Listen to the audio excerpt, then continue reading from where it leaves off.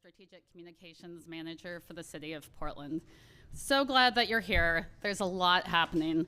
Next Monday, we officially start the 6-month countdown to Portland's new form of government. And in November, Portlanders will participate in one of the most important elections in our city's history. But it's not just about what's changing, but how. Portlanders have been very clear they want open and transparent government, and part of that is letting journalists under the hood of how city government works and inviting you all to form relationships with city leaders. So today, you'll be introduced to our new city leadership team, hear a preview about what you can expect for the next 6 months, hear about voter education resources available to help Portlanders participate this fall, and have an opportunity to ask questions. Thank you very much. With that, I will turn it over to Shoshana Oppenheim, the Transition Project Manager. Thank you so much, Laura. Like Laura said, I'm Shoshana Oppenheim. I use she and they pronouns, and I'm the Transition Project Manager leading the implementation of the voter-approved charter amendments. This is truly an opportunity of a lifetime. For the first time in over 100 years, we are fundamentally shifting how we elect our leaders and govern the city. In November 2022, Portlanders overwhelmingly voted for change. Voters were clear. We had 2 years to establish city council districts, implement ranked choice voting, and implement the mayor-council form of government that is new to Portland, but is common in other US cities. And today, we're reporting on our progress. We're introducing the city's new leadership team and officially launching the 6-month countdown to Portland's form of government change.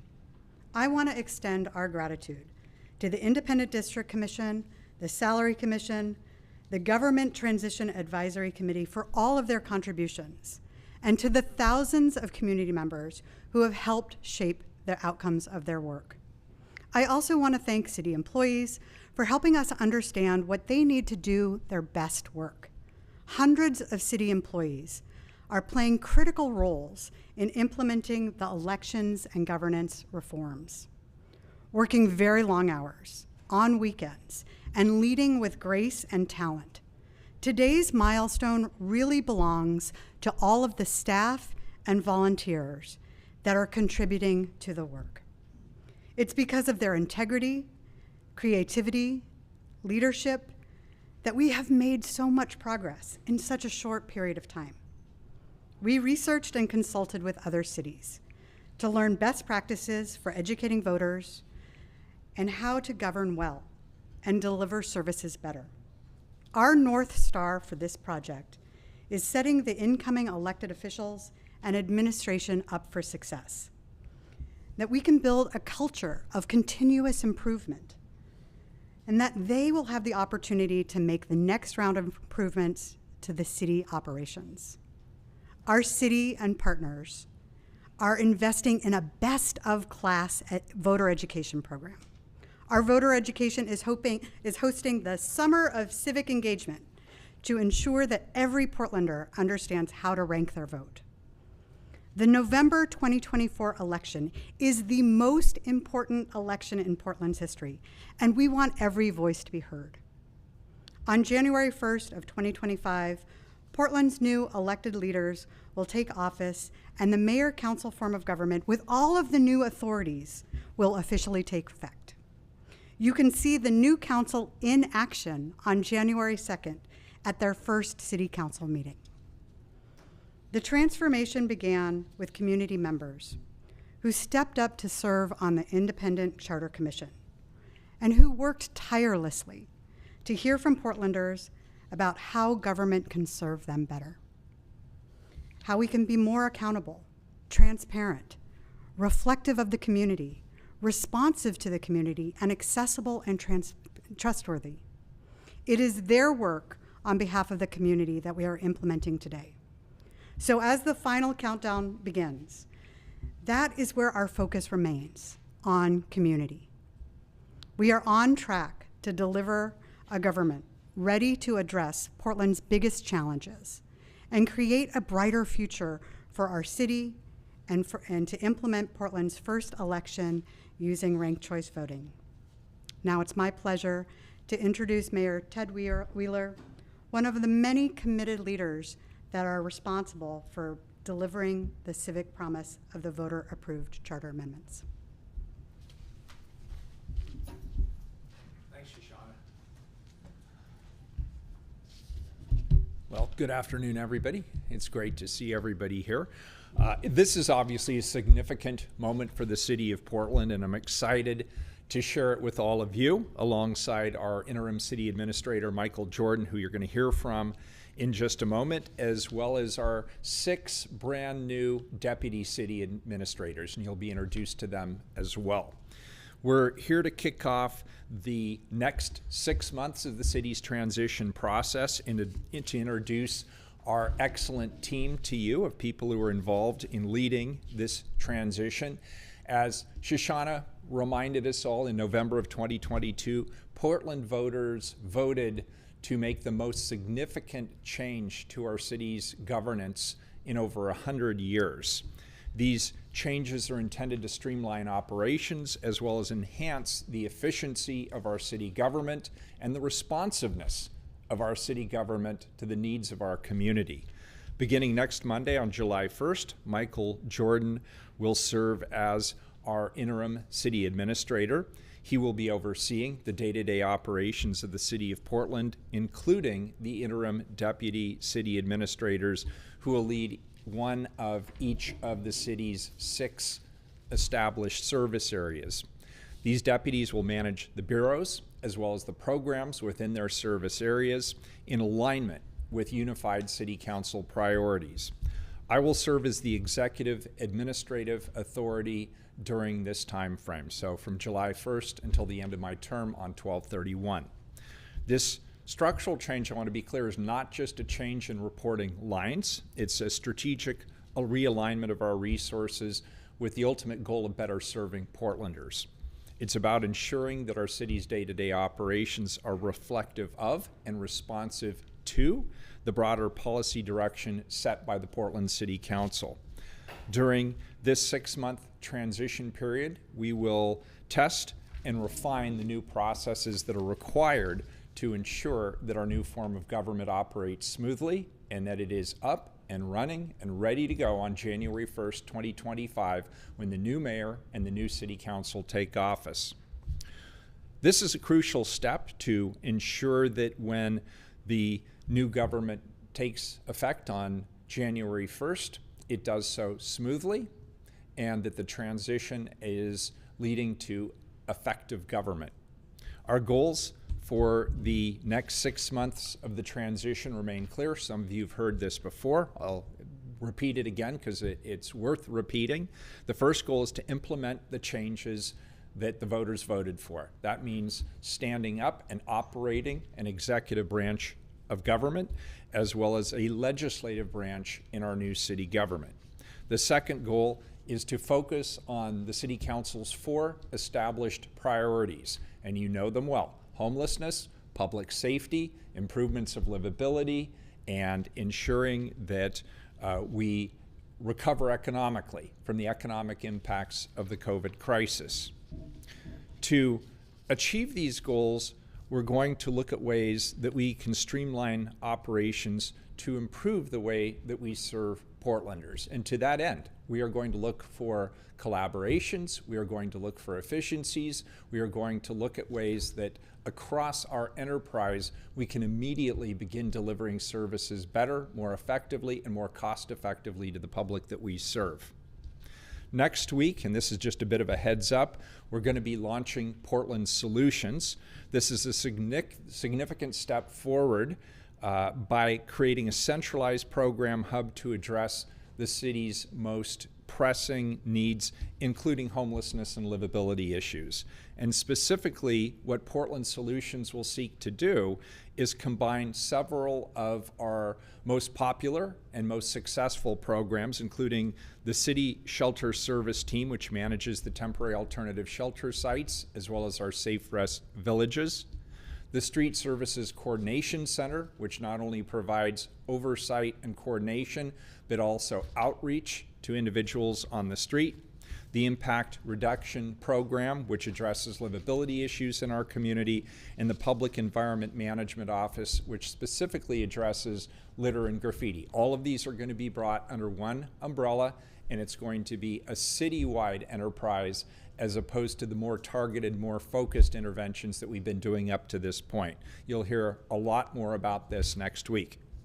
I want to extend my deepest thanks to Interim City Administrator Michael Jordan, to our Deputy City Administrators, and of course the entire transition team who've been at this for Shoshana the better part of 2 years now. And it's been a heavy lift, it's been a fast lift. The work continues, and I want to just acknowledge the hard work of the transition team and thank them for their terrific leadership. Additionally, I want to extend my gratitude to my colleagues on the Portland City Council. They were elected under one form of government. Under that form of government, they are not only legislators, but they are also administrators, day-to-day administrators of the bureaus that are in their portfolios. They are stepping back on that administrative responsibility for these next 6 months. But I want to be clear, they retain all of their legislative authority. They may still introduce ordinances and resolutions and proclamations, and so at the strategic legislative level, they will continue to be involved. As I mentioned the last time we all met here, I have also indicated that I intend to continue to collaborate and work with my fellow commissioners. They have a lot of expertise, they have good insights, they will continue to work in areas that they have an interest in continuing to work, and so you're going to see them probably as much and maybe even more than you currently see them today. I have to also thank the staffs of commissioners. Their work is integral to this process, and we work with them regularly, we communicate with them regularly, we have up to this point. We're going to continue to do that throughout the remainder of this process. I look forward to the next 6 months with both determination as well as enthusiasm. And I think it's exciting that we have this opportunity to usher in a new phase in our city's democratic process, in our leadership process. And we also have a clean slate opportunity here, which means we can move away from our old and somewhat dysfunctional form of government, and we can move towards what I believe will prove to be one of the most effective local governments in the United States. We have that opportunity, we have that possibility, but to make it work, we've got to have an effective executive branch, and that is the work that we're here to talk about. And now I'm going to introduce the guy who's responsible for it all, Deputy Interim City Administrator Michael Jordan. Thank you, and be sure to ask him about his baseball career. You could have went all day without saying that. The older I get, the better I was. Thank you, Mayor Wheeler. Appreciate that. You know, this is my 40th year in public life, and I can't imagine a better way to finish a career than to be able to be a part of what I consider to be maybe the biggest governmental transformation in the state's history, not just the city's history. And so it's an incredible honor to be able to fill this role even on an interim basis. You know, it's been said the goal is pretty simple. Our job is to deliver an effective operating government to a new set of elected officials on January 1st of 2025. It sounds simple. Achieving that is a little more complicated. There are a lot of moving parts. It's a big organization, and I am here today to welcome some partners in doing that, and you're going to meet them today. The city leadership team for the last couple of months, as we have gotten to know who the appointments are, we have been working together to do a few things. One, we recognize that what the council adopted last November was really a large framework for reorganization of city government, but inside every one of the service areas, inside the executive office that the mayor and city administrator occupy, there are second-tier questions about organizational structure that have to be engaged in. And our intention is for the rest of this calendar year and on into the next year when the new administration comes, is to attack some of those kind of second tier, more detailed reorganizational issues. That's what we're going to try to do with this leadership team that you'll meet today. But in doing that, we have another opportunity and a challenge. And that is that this organization for 100 years has gotten used to working in a certain way. And that structure builds a certain kind of culture. And that culture is the cumulative effect of all of our individual habits. The way we do work, the way we interact with each other, all of those things build that corporate culture. And we've got to rebuild some of that. And so as we do these projects to work on the next level of detail, it won't be just what we're trying to accomplish. It will be how we do it, how we interact. And this team is thinking critically about not only getting stuff done, but it's really important in how we engage the organization in doing that. So that's a big part of what we're doing. Secondly, I've talked about this before. Our current form of government is really good at vertical.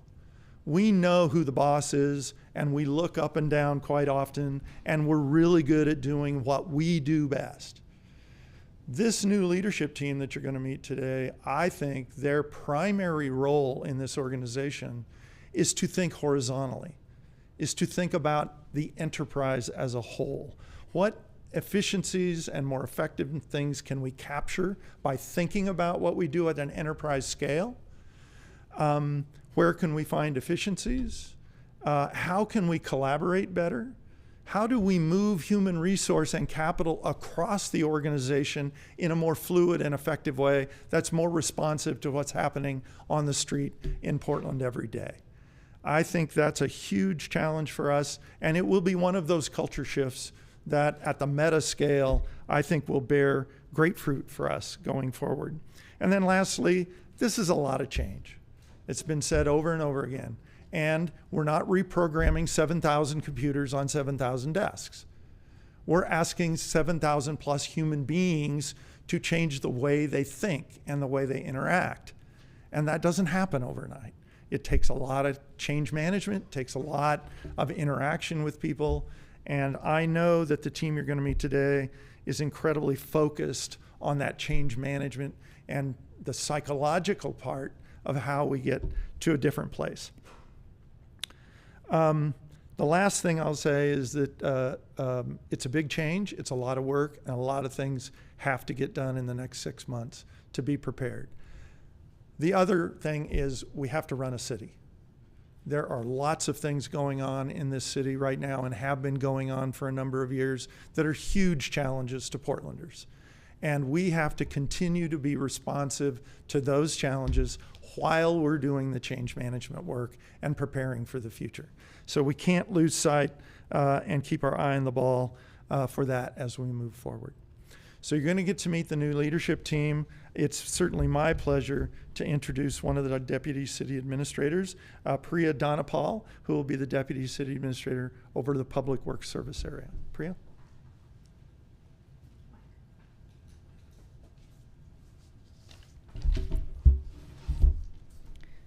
Hello and good afternoon. I'm Priya Dhanapal, and I'm honored to be the first Deputy City Administrator for Public Works here in Portland. What a privilege to be a part of this new and exciting era for the city. The community has been my home for many, many years, and our neighborhoods, the culture, and the unique characteristics that make Portland has shaped my journey as a first-generation immigrant, as a woman, as an engineer, as a mother, and a dedicated public servant. It has further fueled my passion to give back to our community, and I'm eager to share all that I have learned and gained for the prosperity of this incredible city. Throughout my career, from my beginning days in the NASA lab to the more recent public work leadership roles for the city of Beaverton and Clark County, Washington, I've always delivered excellent public work services and create legacy impacts that reflect community values. I firmly believe it is possible to equitably provide clean, safe drinking water, reliable sewer and transportation options, while also preparing for climate change and improving the outcomes for our most vulnerable population. This is the mindset that I plan to bring to the city when I join next week as the DCA of the Public Works Service Area.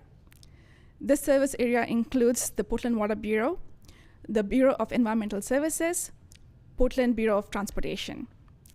These bureaus are some of the largest of the city and represent about a third of the city's workforce and about 90% of the city's assets. I'm honored to lead this dedicated team of staff who are responsible for shaping and sustaining some of our community's essential and critical services and infrastructure. During my initial weeks at the job, I planned to focus on getting to know this team and our community partners, and also understanding the biggest challenges that we need to solve. A few priorities are already in my radar. We need to ensure stable, long-term funding for public infrastructure that every Portlander uses every hour of every day. We must identify opportunities to leverage the strengths of our public works bureaus to improve and streamline services for the community. And last but not the least, we need to support Portland's current and future elected leaders in understanding public works so they can develop innovative practices, policies, and solutions for future generations. I firmly believe that these initiatives will help Portland positively move forward as we prioritize health, stewardship, resilience, and ensure long-term livability in every decision that we make. I'm filled with optimism and anticipate collaborating with all of you, including my public works team, our current and future elected officials, my fellow city leaders, partners, community members, and all of you gathered here today.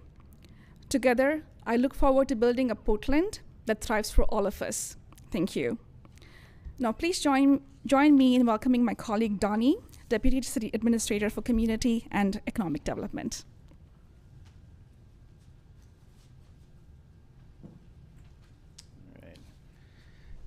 Good afternoon. My name is Donnie Oliveira, and it's my honor to serve the City of Portland as the Deputy City Administrator for the Community and Economic Development Service Area, a service area which aligns programs focused on building prosperity for all of Portland.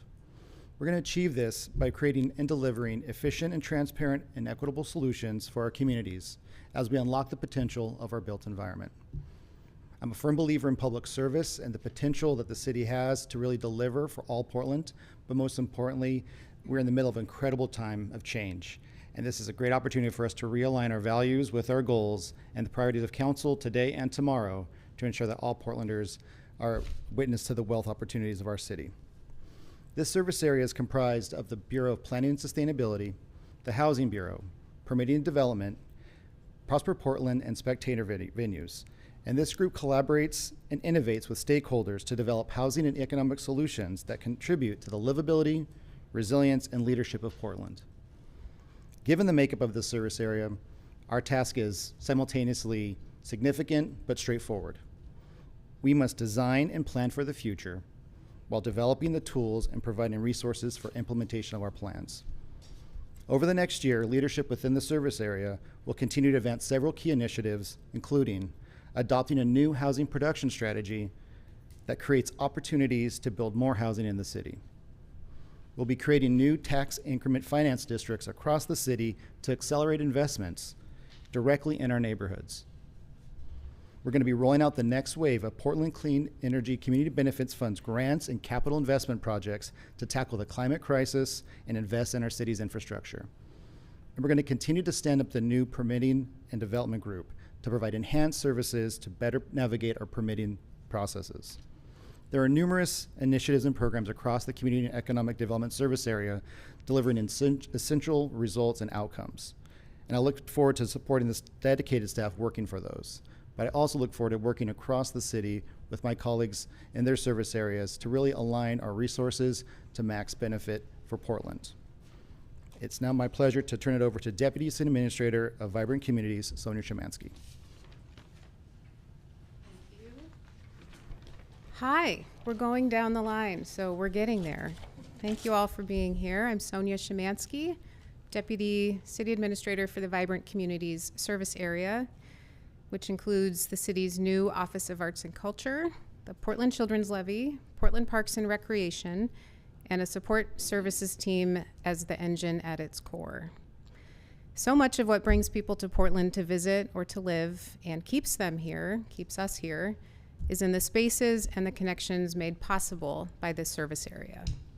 Uniting our recreation, arts, parks, and youth programming in one home says that we're serious about this competitive advantage, and I'm honored to lead this group as we find ways to maximize our resources and do this work more strategically and more effectively. For example, we are actively working toward collective and standardized performance indicators to transparently show our impact. Improved and consistent practices on work that happens in multiple places across our service area, like grant making, and partnering on business processes like procurement to be more efficient. And along with this continuous improvement work within my service area, I'm excited to partner with my DCA colleagues on citywide initiatives to imagine a new way to deliver natural resource services like urban tree canopy, green stormwater infrastructure, and watershed management, implement Portland permitting and development to provide a better experience for permitting customers, and build unified city-wide practices and strategies to better respond to the complex big city challenges facing us. And in the meantime, I want to remind you all of the amazing menu of events and activities that the city presents each summer, and encourage you to check out the lineup of concerts, movies, camps, and other opportunities to connect with your city and each other. And next, we're going to Mike Myers, Deputy City Administrator for Public Safety. Thank you, Sonia. Well, good afternoon, everyone. My name is Mike Myers. I am the new interim director, new interim deputy city administrator over the public safety service area. This is my 38th year in public safety, having begun my time in Las Vegas, Nevada as the fire chief there before coming to Portland as your fire chief and also your emergency manager. I have a strong background in managing complex 911 centers and have worked closely with law enforcement partners for my entire career. In this new role, I'll be providing supervision and support to the public safety bureaus, as well as several critical programs, such as the Office of Violence Prevention, Ceasefire, and Portland Street Response. Collectively, we are working toward a few important goals: supporting strong public safety budgets that prioritize the needs of our community, meeting our responsibilities assigned by the current City Council for the upcoming budget year, and finalizing a public safety service area strategic plan to return Portland to one of the safest cities in the United States. We are excited to start our work and look forward to making a difference in the city of Portland. I'd now like to introduce Sarah Morrissey, Interim Deputy City Administrator for City Operations. Thank you.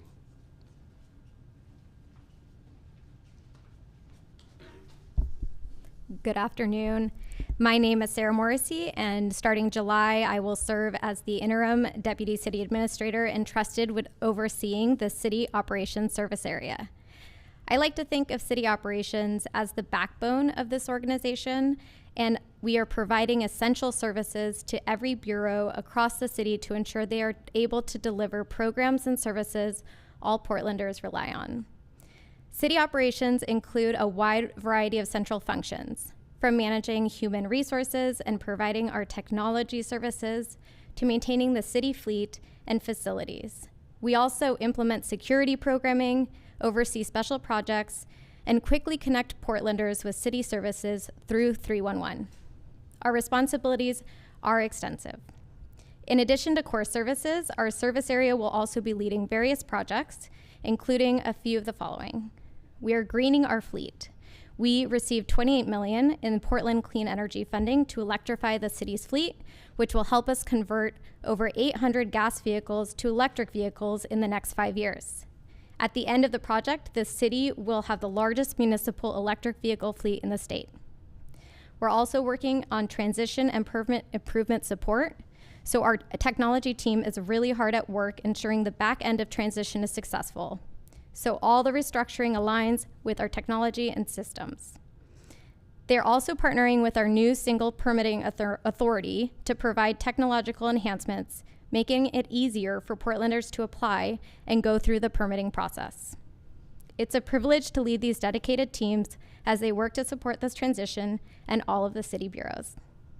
I am now excited to introduce to you Jonas Beery, who is not only our Deputy City Administrator of Budget and Finance, but also serving as the city's new CFO.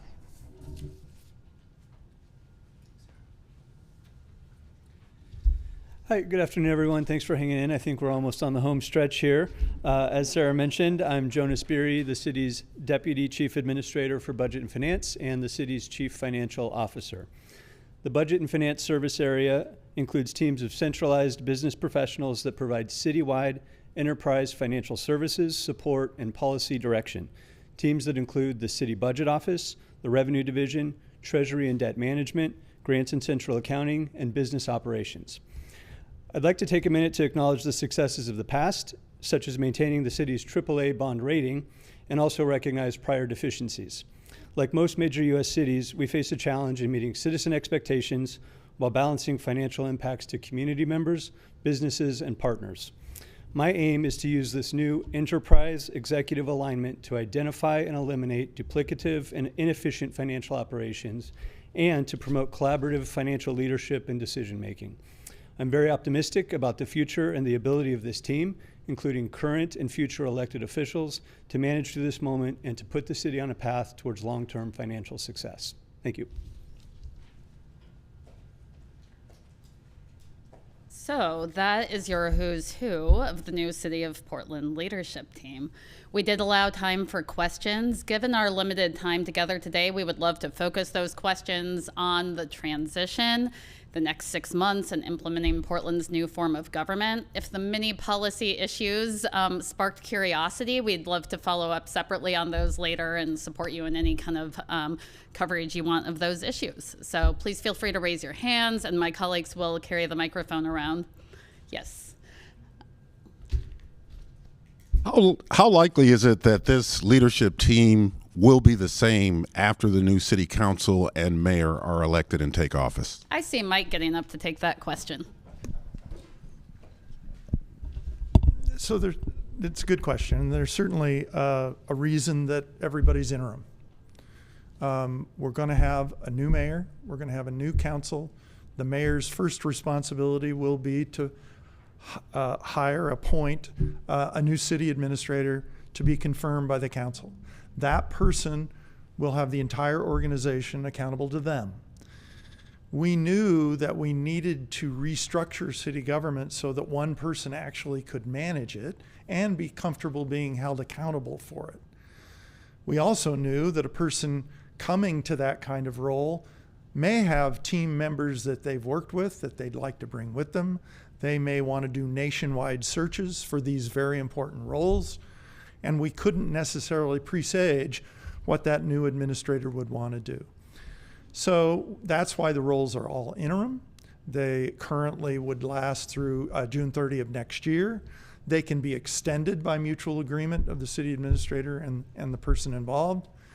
I will tell you from experience, anybody probably worth their salt that shows up in an organization this big with this many moving parts would probably take a fair amount of time to figure out what's the lay of the land, what are the issues, who's who and what's what.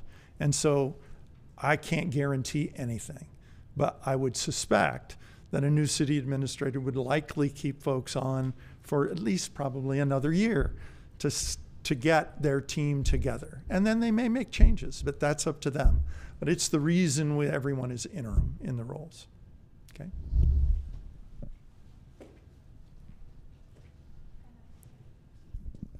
What sort of, this is either for Mike or for the deputies, but what sort of metrics or goalposts should the citizens be looking for to find out if this is working over the next 6 months?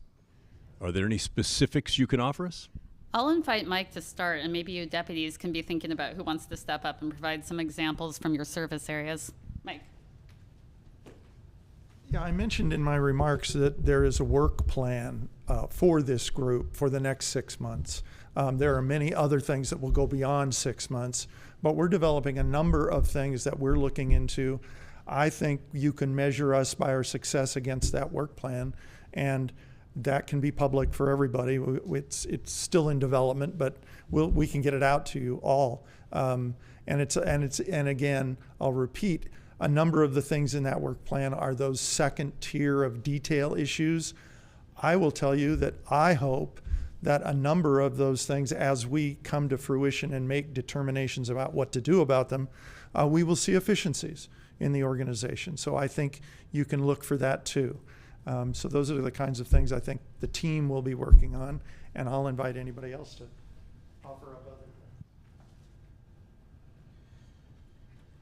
Good afternoon, Mike Myers again, Deputy City Administrator for the Public Safety Service Area. I will say that, over the last year, 2 years, Mayor Wheeler has been looking for opportunities, I'm going to speak for you, Mayor, to bring multiple bureaus together to attack very difficult problems. A setting like we're explaining today solves for that, but in the past he's had to do it through emergency declaration, and he's declared many. And one of those, if you recall, was around gun violence that was declared in 2022, I think in June of 2022, when we were experiencing some of the highest rate of gun violence in the United States. And we pulled multiple public safety bureaus together, multiple regional partners together, Mayor, if you recall. And, I just got statistics handed to me from a PIO just before I came up this morning or this afternoon. Homicide rates are down 22% compared to the previous 3 years. Shooting homicides are down 32%, and shootings overall down by 26%. Portland had one of the fastest growing homicide rates in the United States in 2022. And when we put that emergency declaration together and brought those public safety bureaus together to find a solve for this problem, we are now realizing the fastest decline in homicide rates and shooting rates in the United States. And I do believe it's because of the coordination through those bureau directors.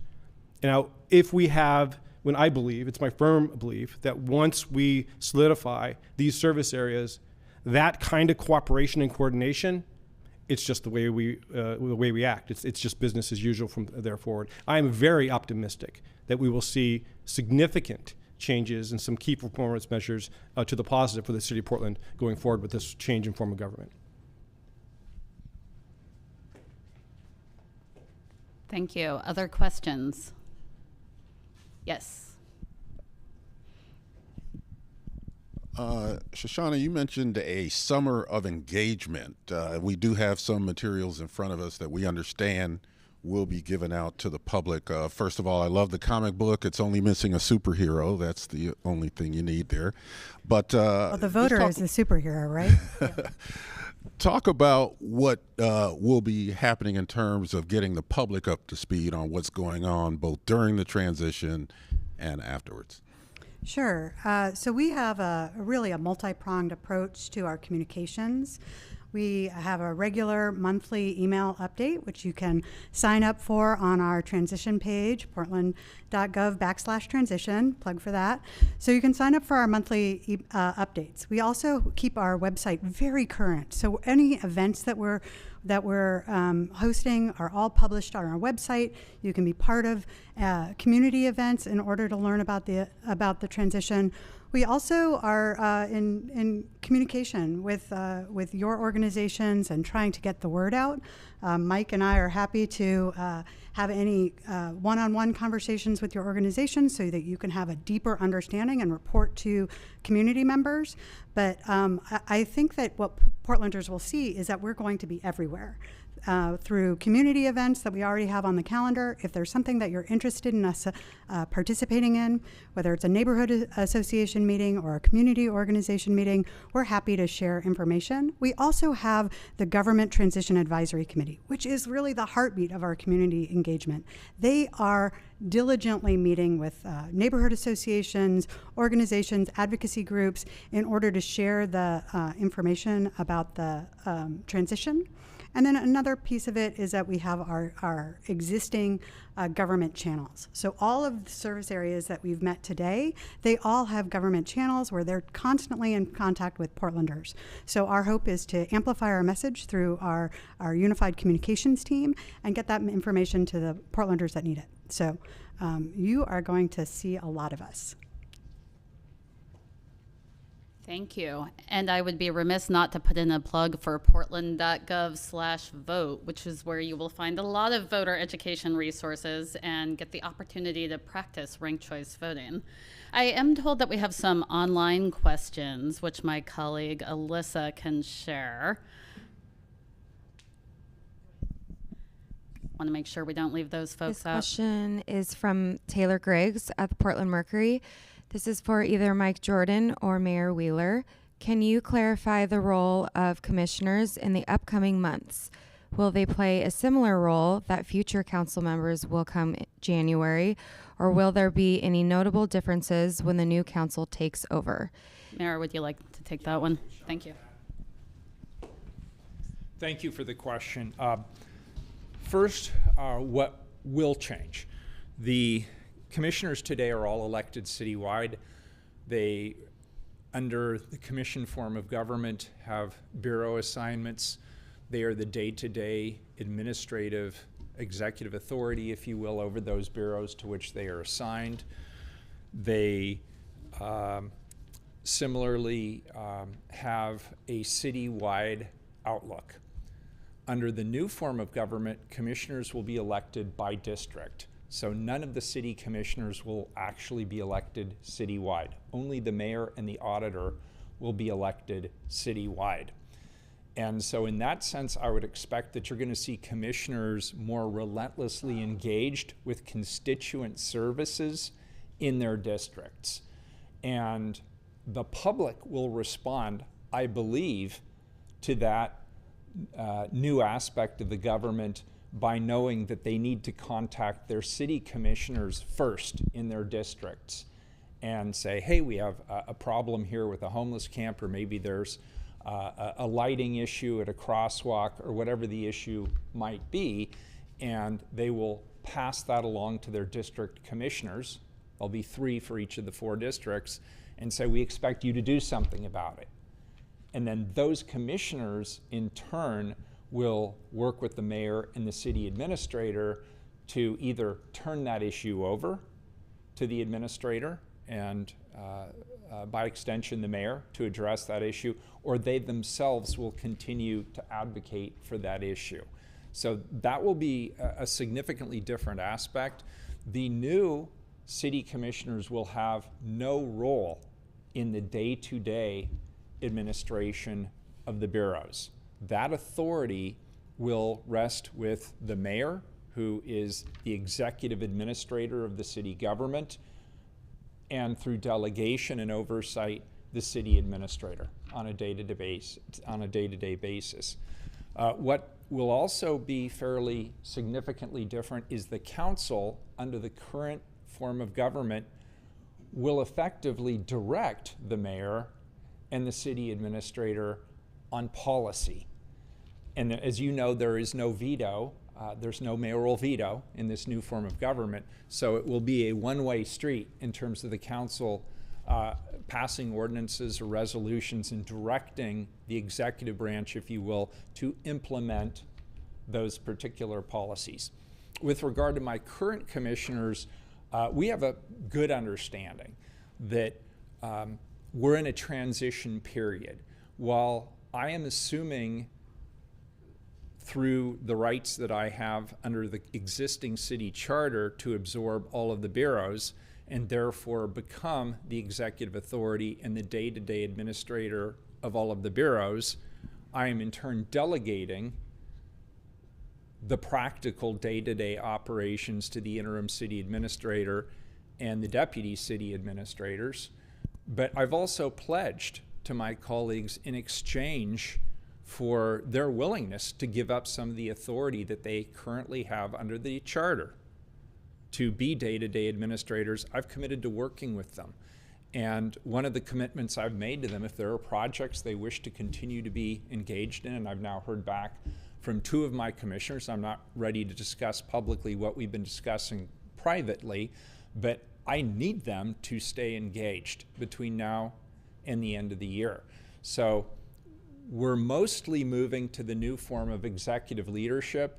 We're in a bit of a hybrid phase when it comes to the legislative body, because I just want to be respectful to my colleagues and I want their input. And frankly, given the speed with which we're making this transition, I need their support and their staff's support as we work through this transition together. Something else that will also change, at least it's not something I experienced when I came in as mayor or my team experienced when we collectively came in as mayor.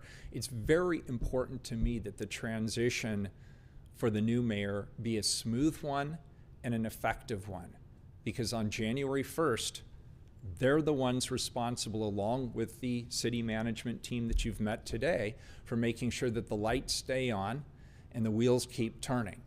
And so after the new mayor is elected in early to mid-November, I'm going to open up my doors to them. If they would so like, we will make an office space for the mayor and some number of the mayor's transition staff, and we'll work side by side. I really want them to see how this machine, if you will, operates and what my role will have been over the course of the prior 6 months in that operation, and have the best opportunity to come in with a team that understands exactly how things work on day one. So that's the work that we're doing. From the perspective of the current city commissioners, they are still the legislative body. They still have the ability to introduce ordinances and resolutions. They still control the budget. Weirdly enough, I'm also, even though I am, have the executive authority, I'm also still the presiding officer of the city council. And so again, on the legislative side, we're still in this hybrid until the end of the year. But I think that'll work out just fine. And my colleagues have demonstrated we can have debates, we can have arguments, we can have significant disagreements, but we all get along well enough, at least up to this point, that I think we can see this through with a minimum of conflict, and hopefully as much as possible this transition is going to look really boring from the outside. But from the inside, what you're going to see is a lot of energy, a lot of passion, and a lot of desire to move quickly to this new form of government on the executive side. Pardon me, Mayor. There's a clarifying question from Taylor, and you've said this, but I'm interested in hearing how the commissioners' day-to-day jobs will change starting July 1st. The main difference is they will no longer have day-to-day administrative authority, but my presumption is they will continue to be heavily engaged in policy leadership, currently do under the existing charter. Thank you, Mayor. I understand we have one more online question. Is that right? No? Any in the room? Yes, one last question.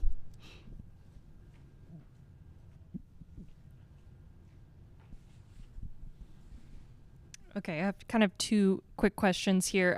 First of all, how common is it to see these specific roles in a city government, just the deputy city administrator roles specifically? And also, when will an assistant city administrator be hired? Mike. Thanks for the question. Maybe on a little bit of background. For the last 2 years, we've had a pretty strong relationship with the International City Management Association, Washington, D.C., and with the National League of Cities. They have been very gracious at referring multiple cities to us that have been through these kinds of changes. And I have to say the professionals in those cities have given us huge amounts of their time to tell us how they run their governments, how that transition has occurred in their situation. We have had city managers, we've had deputy city managers, and we've looked at, I don't know how many, we've looked at quite a number of other cities of comparable size with comparable size city councils and how they're organized. And I have to say, what we have done here is pretty boring, quite frankly. If you go to almost any big city in America that has been in their form of government for a while, you will find them organized very similarly. They'll all have their little quirk, but the reason is that everybody who lives in a big urban landscape, they ultimately want the same things. They want a good job. They want a predictable way to get around their city that's safe. When they flush, they want it to go away. When they turn on the water, they want plenty of it and it to be safe and clean. They want a park close enough to be able to recreate in. They all want the same things. And so ultimately, as cities evolve, they end up being organized very similarly because people want the same kinds of things. And we are, I tell people this all the time, big change, challenging for Portlanders and for this organization. But guess what? We're moving from being an aberration in city government to being the norm. We're going to be much more mainstream in the future. And so, big change, but we're moving in a direction that most other cities are moving. To your last question, we will announce an ACA Monday morning. So we're working with someone right now to take that job, and we'll be able to make an announcement Monday. Thank you, everyone. We do need to wrap up. This will not be the last opportunity to connect with the leaders in this room. We will proactively plan opportunities for you all to get updates, and you can reach out anytime. Christine Lobregat, please raise your hand. That is our public information officer for the transition. Most of you have her contact information already. Francisca Garcia, can you raise your hand? Francisca works on our voter education program. If you would like to do more coverage about that or any of the materials or great online resources at portland.gov/vote, please talk to Francisca before you leave. And many of our leadership team members can hang around for a few minutes if anyone wants to introduce themselves. Thank you very much.